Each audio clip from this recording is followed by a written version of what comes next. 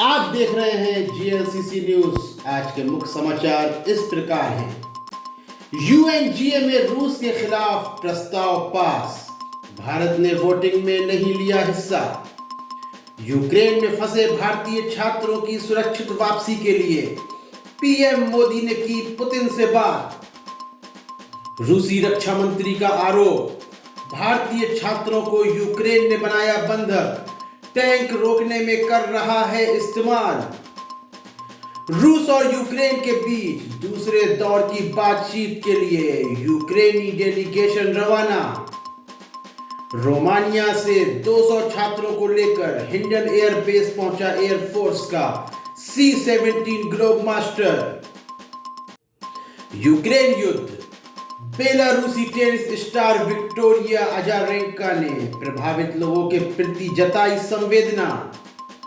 Ukraine के समर्थन में पोलैंड, बाल्टिक और मोल्दोवा का दौरा करेंगे अमेरिकी विदेश मंत्री एंटनी ब्लिंकन। इंग्लैंड के चेल्सी फुटबॉल क्लब को बेचेंगे रूसी अरबपति रोमन अब्रामोविच।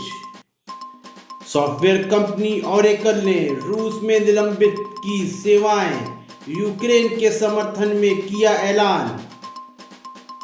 यूपी के छठे चरण की वोटिंग आज, 10 जिलों की 57 सीटों पर मतदान।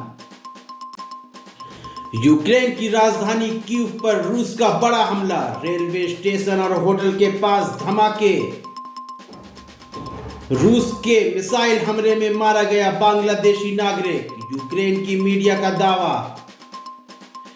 नीदरलैंड के द हेग में ट्रिब्यूनल ने रूस के युद्ध अपराधों की जांच की शुरू। यूक्रेन के खेरसोन शहर पर रूसी सेना का कब्जा, यूक्रेनी अधिकारियों ने किया कंफर्म।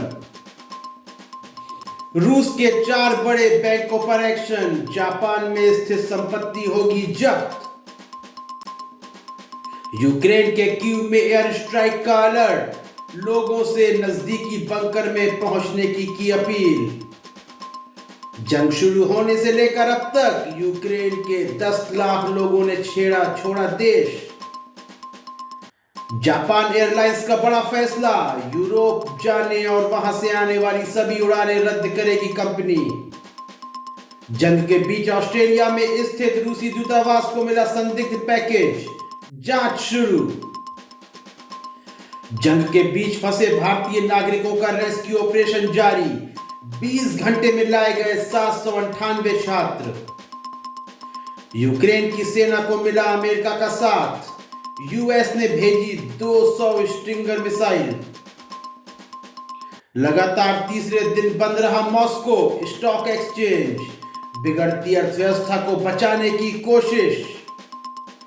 रूसी बमबारी में यूरोप के सुरक्षा और सहयोग संगठन OSCE के सदस्य की मौत।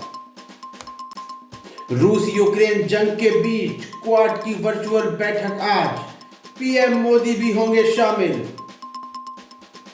आज यूक्रेन से 3726 भारतीयों की वतन वापसी होगी, ज्योतिरादित्य सिंधिया ने कहा। यूपी चुनाव, सिद्धार्थनगर जिले की 5 विधानसभाओं में 11 बजे तक 22.77% वोटिंग हुई। यूक्रेन के मारियोपोल पर मिसाइल से हमला कर सकती है रूसी सेना। झारखंड सरकार ने राज्य के लिए पेश किया 1.01 लाख करोड़ का बजट।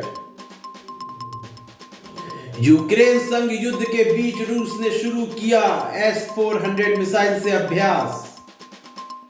स्पेशल कोर्ट लाए गए नवाब मलिक, ईडी मांग सकती है और दिनों की रिमांड। ईंधन के उत्पादन शुल्क में कटौती करने को लेकर वित्त मंत्रालय ने कोई फैसला नहीं लिया। जर्मनी यूक्रेन को सप्लाई करेगा 2700 एंटी एयर मिसाइल। रूस का Su-30 विमान गिराया गया, यूक्रेन सेना का दावा।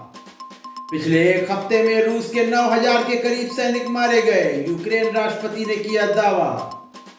सुब्रमण्यम स्वामी और राकेश टिकैत की तेलंगाना सीएम चंद्रशेखर से मुलाकात। पुतिन से पीएम मोदी के अच्छे संबंध हैं। युद्ध से पहले ही भारतीय छात्रों को क्यों नहीं लाया गया? ममता बनर्जी ने उठाया सवाल। यूक्रेनी सेना ने खार्किव के पास पहली रूसी टैंक सेना को हराया। यूक्रेन में रूसी मेजर जनरल अंद्रेई सुखोवस्की की मौत, नेक्स्टा का दावा।